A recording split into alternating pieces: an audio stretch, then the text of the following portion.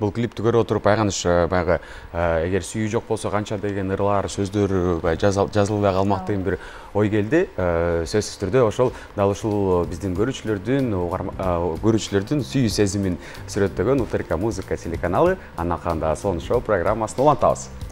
Негизи эле ушул клип боюнча сүйлөшсөк, 2 жыл мурдун эле тартылган, бирок быйыл чыкты деп айтып калдыңыз. Ушул клип боюнча бир аз токпосок. Клипти ушул Бишкек шаарынын кызгалдактар былтыр чыккан жок да. Быйыл негизи жазда кызгалдак чыккан жок, мурдагы жылы аябай жакшы чыккан да. Бишкек шаарынын бир четинен тартканбыз. Кызгалдактар аябай сонун болуп, анан тигил сюжетин болсо актерлор ойномок негизи. Актерлор ойномок, мына тартабыз, ана тартабыз деп жүрүп бир аз кечигип калдык. Анан биз айылга кетип калдык, анан негизи актерлор деле биздин жашообузду ойномок да, азыр экөөбүздүн ойногонубуз деле актерлор ойномок. Бирок биз ойлодук, кийин буюрса неберелерибиз, бала чакабыз көрөт, бул клипти көргөндө ушул ата-энебиздин жашоосу ушундай болгон экен деп сүйлөшүп калсын деп, анан айылдан атайын ошол үйдөн эле тартып койдук. Негизи эле Айдан айым үйдө деле ушундайбы клиптегидей? Ооба, клипте кандай болсо ошо жана иттен качып ашып кеткендер бардыгы эле ошо болгон окуялар. Эң сонун.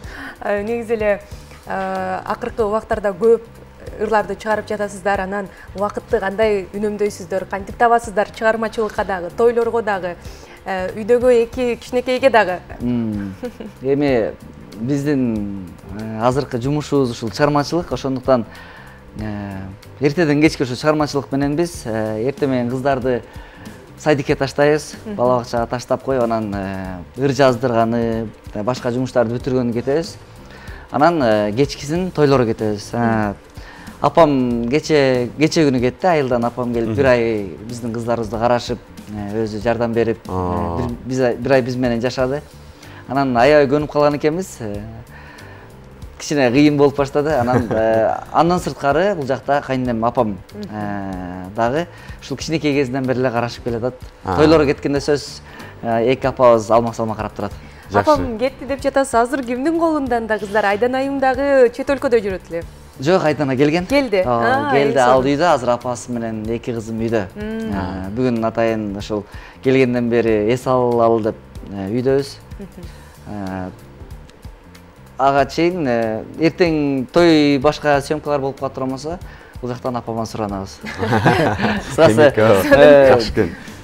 Тияктан алып бияка чаптап дегенде. Ооба, мыкты. Анан Абызбек айтыңызчы, чыгармачылыктан сырткары дагы мындай бир суроо болсун, ушул сиздерде ырчыгы катары, андан кийин үй бүлөлүү, үлгүлүү үй бүлөлүү катары дагы жакшы көрүшөт, таанышат. Анан ушул деңгээлге жетиш үчүн, ушул сүйүүнүн гармониясын мындай ортодо болгон махабатты сактап эметиш үчүн, өсүш үчүн кандай бир чараларды болсо, кеңеш болсун да сизден. Сурап калсаңар да.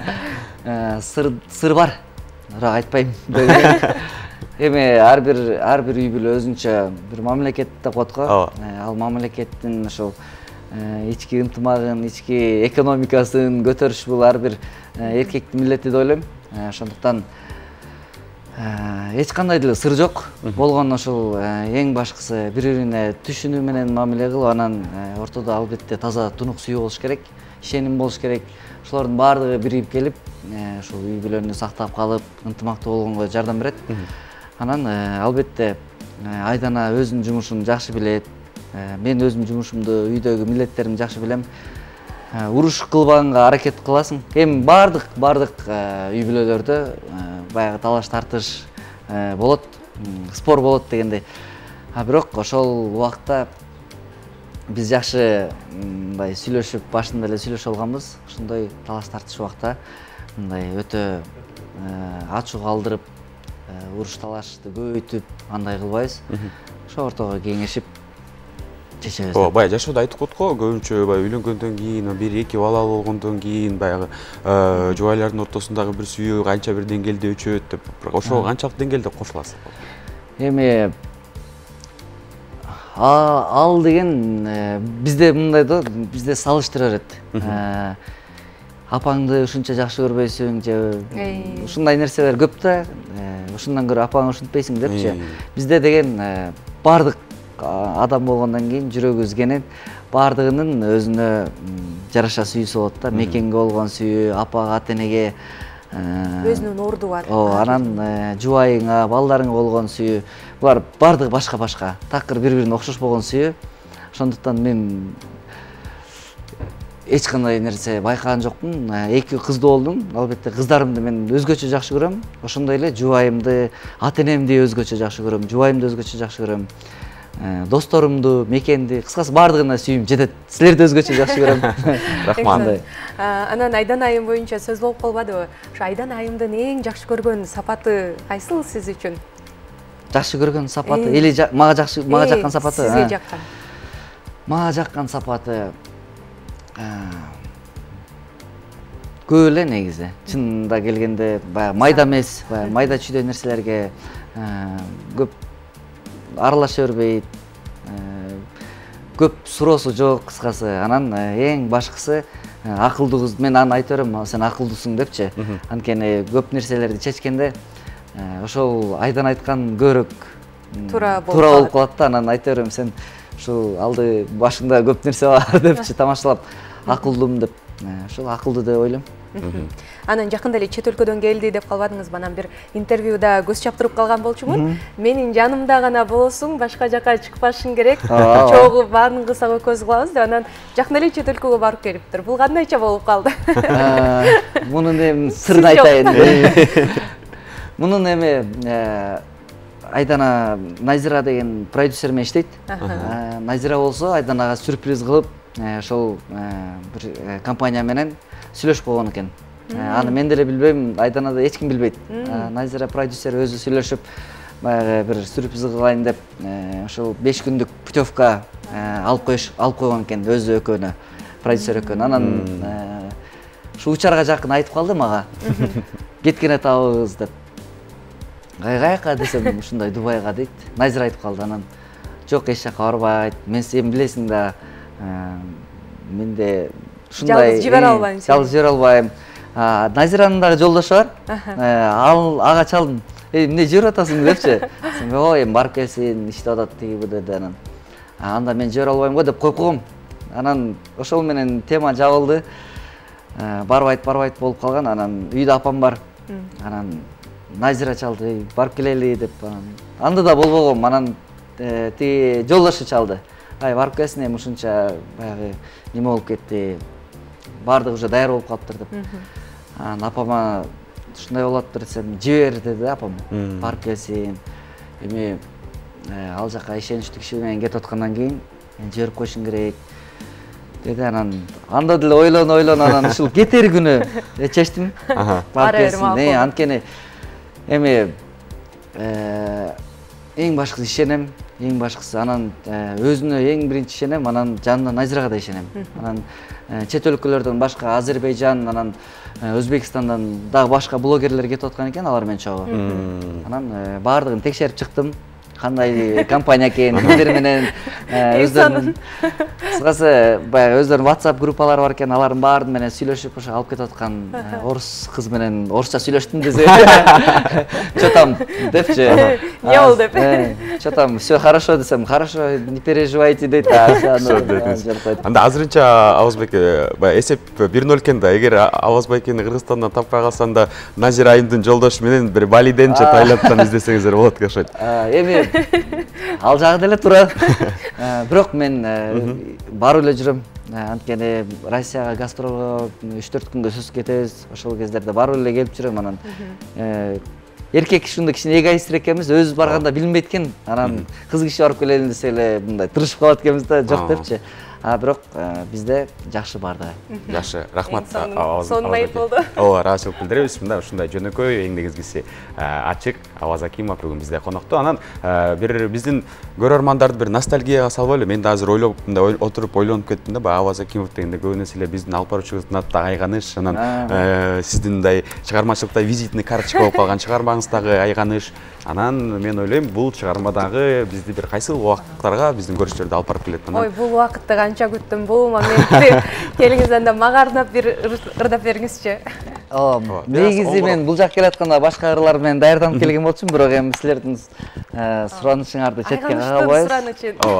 Эми Айганыш өз Айганышты суранып атса, Айдан ага үйлөнгөндөн бери Айганышты ырдабай калдым эле, көп мейл ырдап кой элем. Айдан эже эртең НРКга келип. Көрүүчүлөр, шоу тыңдайлы. Аваз Акимов, Айганыш.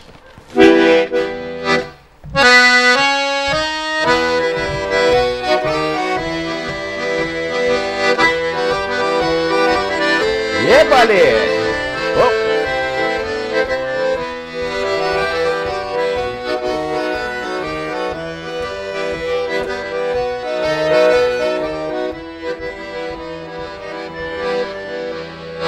Айылдашым сулуу Айганыш, ай жылдыздай көктө жайнаңыз, башка айылга ыра көрө албай, барыбыздын кетти айлабыз. Сулуу Айганыш, жаш жүрөгүм сага байланыш, адат болду күндө кечинде, Айганыштын үйүн айланыш, болдум сага кайда байланыш.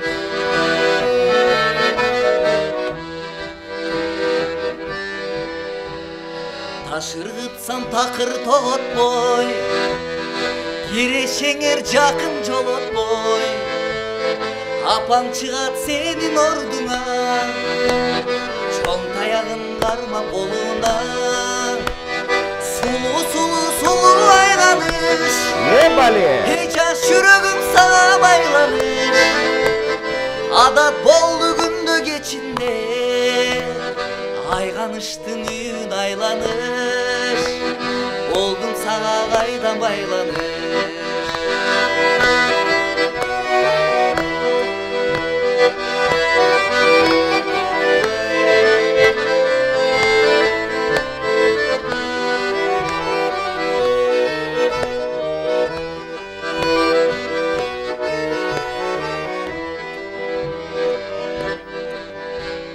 Басамын деп үйүн айланып, ой байкеңе да калдың кармалып, огородко сууга келген деп, алдап койдум аны жайгарып.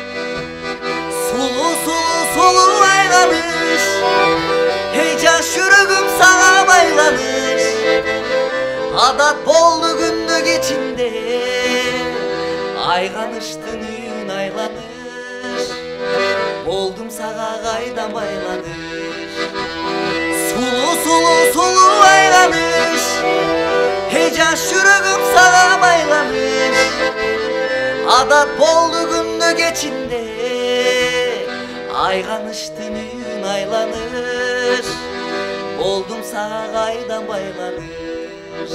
Эй, болдум сага кайдан байланыш, айылдашым сулуу Айганыш. Браво! Айганыштын бир кыялы аткарылды окшойт. Менин бир кыялым аткарылды, чоң бир кыялым. Чоң рахмат. Рахмат. Негизи ушул чыгарма боюнча дагы сурап кетейинчи. Кантип чыгып калган Айганыш деген бир кыз бар беле же? Эми Айганыш деген кыз деле жок болчу. Бул деген ошол кезде бир популярдуу болду беле ат. Бул деген жок, бул деген ушул Жылысбек Абдырайымов Жорол ортогунда байкебиз сөзүн жазып, анан бул 5 мүнөттө чыккан ыргы да негизи. Сыймык атам, Сыймык Пешекеев атам ушул ырдырда деп баягы 5 мүнөттө деле оон чыгарып туруп берип койгон. Анан келип Рахат байке аккордеон комуз менен студиядан жаздырдык. Жаздырып эле мага эч кандай тиешеси жок болду бул ырдынчы. Анан клибин тарткандан кийин ошол аябай клиби менен популярдуу болуп кетти. А мени болсо көп ошол кезде баягы бул чоң эле байке экен деп баягы эски клипти кийин чыгып калгандай элестетишкен да. Бул байке азыр чоң бир бала чакалы болуп калган болуш керек депчи. Көчөдө мен чынында көп тааныш эмес ошол кезде. Анан кийин көргөндөн кийин жаш эле боло турбайбы депчи. Жакшы.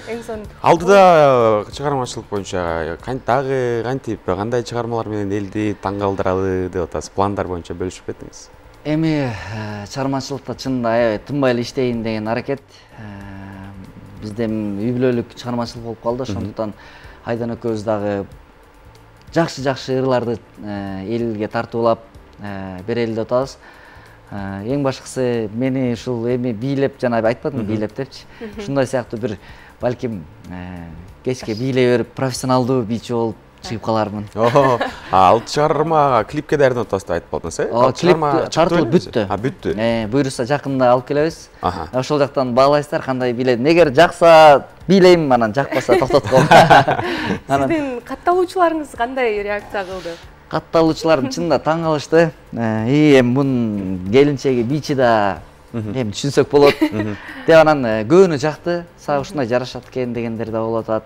Анан эми жөн эле жүрбөйсүң дегендер да бар арасында, бирок бул менин чыгармачылыгымдын бир кичинекей ачылыштардын бири деп койсом болот. Анткени буга чейин костюм кийип мындай олуттуу жүргөн болсом, кичине ушундай жашта болгум келип атат. Анткени мен жаш кезимде деле укмуш баягындай жаштарда болуп бийлеп деле ырдаган эмесмин. Азыр болсо болгону 33 жаштамын. 40ка чейин кенен бийлесем болот. 50ге чейин деле болот го дейм бийлесеңиз. Төз түрдө. Жакын арада анда музыка телеканалынан Аваз Акимовдун бийлеген клибин, чыгармасын тыңдап, клибин көрө алат экенбиз, буюрса, Буюрса.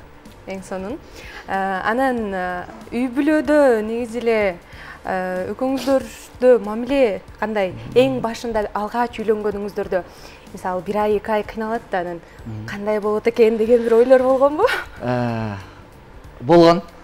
Жаңы үйлөнгөндөн кийин, мен эми 9 классты бүтүп эле сыйма атамдан бөлүнүп, өзүмчө балдар менен квартирада жашап, андан кийин балдардан бөлүнүп жалгыз квартирада жашап калдым. Ушинтип жашап жүрүп эле жап-жалгыз бир 5-6 жыл жашадым. Анан үйлөнгөндөн кийин жаныңда бири болсо мишайт эткендей болот экен да. Мен да башында көнө алган жокмун. Үйдө бирөө жүргөнүн анча жактырбадым окшойт мен.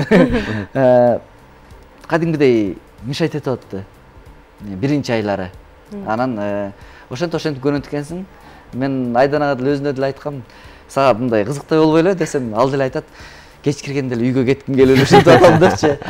Анан ансыңарда башында ушундай бир-эки көнүнбөстүк болду, бирок азыр болсо кечээде Дубайга Айдана кеткенде баркын билдим. Ушунчалык керек экен мага. Анткени кыздарымды кийинтүү, аларды караган, чачын тарап, тишин жууп, кыскасы баардыгын билинбеген менен ошол аял киши кылат экен да.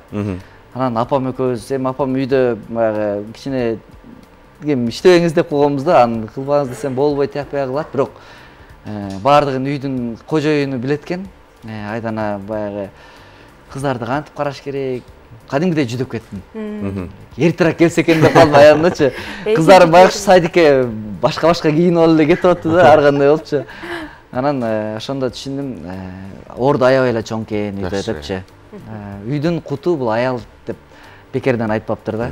Рахмат. Эң сонун биз урматтуу телекөрүүчүлөргө дагы бир аз кайрылуу жасап койсок, 39 20 64 39 21 83 номуру аркылуу сиздер Аваз Акимовго төз байланышка чыгып, дагы суроо берсеңиздер болот. Шаарыбыздын коду болсо 312. Ооба, сиздерди күтөбүз. Ал эми Авызбек, аккордеон менен канча жашыңыздан баштадыңыз? Аккордеонду атам мага 6 жашымда алып берген. Биринчи класста кыскасы аккордеон менен жаңы жыл өткөргөнбүз да. Утренниктерди жаңы жылдарда аккордеон менен өткөрүп берчүмүн өзүмдүн классымда. Ушунда ага чейин эле үйрөнгөнмүн да. 5-6 класс 5-6 жаштында эле чертчүмүн. Атам эми азыр үйдө турат, апага аккордеон алып берген болчу. Аны бул жака алып келип ремонт кылдырып, сонун жасатып алдым. Кимиңер үйрөнсөңөр, ушул аккордеон силердики деп таштап койгон. Анан ошол жакта меники болуп калса экен деп тырышып атты. Анан мен үйрөнүп кеткем үй бүлөмдүн ичинен. Азыр ошол аккордеон бар экен да демек. Ооба, ал аккордеон аябай эскирип кетти эле, анан айылда турупчу. Анан шаарга алып келип, бул жакта байкелер ремонт кылып, тапакай кылып үйдө азыр музейде. Жакшы. Бизде түз эфирде чалуу бар. Саламатсызбы? Алло. Саламатсызбы? Саламатсызбы? Кош келиңиз. Саламатсызбы? Саламатсызбы, кулгатабыз. Мен дайыма силердин сонун шооңорду угуп турам. Рахмат. Дайыма билет туттурганда 2 жолу билетиңе туттум. Сен бетеңге барып келдиң 2 жолу. Чоң рахмат. Эч нерсе эмес. Анан Назим менен Айданага, Аваз менен Айданага калуу тилегим. Аябай жакшы көрөм. Үлгүлүү, үй бүлөсүңөр. Ынтымагыңар бекемдей берсин. Эки кызды жакшынакай чоңойтуп, артынан дагы уулду болгула. Рахмат. Силердин ырларыңарды жүргөн турганыңарды аябай баалайм. Мен Чоң мектепте мугалим болуп иштейм 45 жылдан бери. Силерде балдар кыздарым бар. Ынтымагыңар бекемдей берсин. Ишиңерде чоң ийгиликтерди каалайм. Чоң рахмат. Ыраазычылык билдиребиз. Ооба, бизде кайра эле дагы чалуу бар. Саламатсызбы? Катыраак сүйлөй бериңиз, түз эфирдесиз. Алло, кутман кечиңер менен. Чоң рахмат. Аваз. Оу. Түз эфирде көрүп прям отурабыз, тамак жеп коюп, ачып көргөн сайын ачылып. Тамагыңыздар даамдуу болсун. Мен да сиздерди көрүп атам. Көрөсөм тез атам, Силерге биринчиден үй бүлөлүк бакыт, ар дайым жумушуң өркүндөй берсин. Бизди телевизордон улам күнүгө биздин көңүлүбүздү ача берели, сени көрүп алып, ошондон кийин Айдан өкмөрдү постоянно көрүп калам өкмөрдү. То Гөлдөн, то Бишкектен, өкмөрдү сладкий парочкасыңар. Спасибо. Бакыт каалаймын. Рахмат. Ошонун мен сени көрүп, прям аябай сыймыктанам да, прям кыргыздын настоящий мужчинасың да, семейный жолунда дагы, карьерада дагы, үй бүлөдөгү отношенияң мага аябай жагат да. Мурун көп көңүл бурчу эмесмин, анан уже семейный болгондон кийин мага аябай жагат калдым да. Ой, рахмат. Чоң рахмат. Рахмат, ыраазычылык билдиребиз. Кандай сонун мактоолор болду. Мен да аябай ыраазымын. Баарыңыздарды чын жүрөгүмдөн жакшы көрөм. Ал эми Аваз байке, ушул аккордеон жөнүндө кеп куруп атканбыз. Мындай суроо болсун. Кичинекей бала кезиңизден бери аккордеон сиздин жаныңызда экен. Ушул аккордеон эгер сөз айтса, эгер сүйлөсө, сиз жөнүндө эмнелерди айтып бермек? Аккордеонбу? Мен жөнүндө көбүрөөк ойно демек го дейм. Анткени көп кармабайм. Эми баягы убакыт болгондо эле ушинтип ырдап калып алсам, өзүм мен каалоом боюнча ушул күндө 2-3 сааттан аккордеон менен ырдагым келет. Анан рахмат деле айтмак го, анткени жакшы карайм. Азыр көбүрөөк кармабай калдыңызбы? Мурун көбүрөөк кармайсыз. Ооба, Азыр эми эстрада болуп. Кичинекей кезимде көп аябай эле көп кармачумун, бирок акыркы учурлар кайра ойлонуп атам, ошол аккордеон менен альбом жазып, аккордеон менен көп ырдайын деп. Буюрса, ушундай да пландар болуп атат. Баягы бийлейм деп атпаймынбы? Бийлегенге параллельно ошо аккордеон менен да бир жакшы ырларды жазсакпы, ошо Айганыч сыяктуу деп ойлоп атабыз буюрса. Эң сонун келип бергениңиз үчүн чоң рахмат. Сонун ачык маек болду. Ар дайым ушул биздин сонун шоу программабызга келип, да ушундай биздин программаларыбызга келип, өзүңүз көргөндөй эл менен сизди байланыштырып, көпүрө кылып, кандай гана сонун кептер айтылды сиздин дарегиңизге. Чоң рахмат. Ооба, ыраазычылык билдиребиз. Аваз байке, эң негизгилик үй бүлөлүк бакыт каалайбыз, көз тийбесин, үй бүлөңүздөргө сөз тийбесин, ар дайым ушинтип кыргыздын бир үлгүлүү мисалы кыла турган үй бүлөлөрүнөн болуп жүрө бериңиздер. Кыздарыңыздар аман эсен чоңойсун. Дагы Кудай буюрса ушул куттуу студияда көрүшүп турабыз. Эмгектер менен келе бериңиз. Биздин эшик сиздерге ар дайым ачык.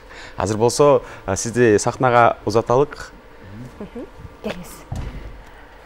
Азыр болсо дагы ушул биздин куттуу сахнабызда Аваз Акимов керемет чыгармасын жалпы биздин көрүүчүлөргө аткарып бермекчи. Сахнада Аваз Акимов.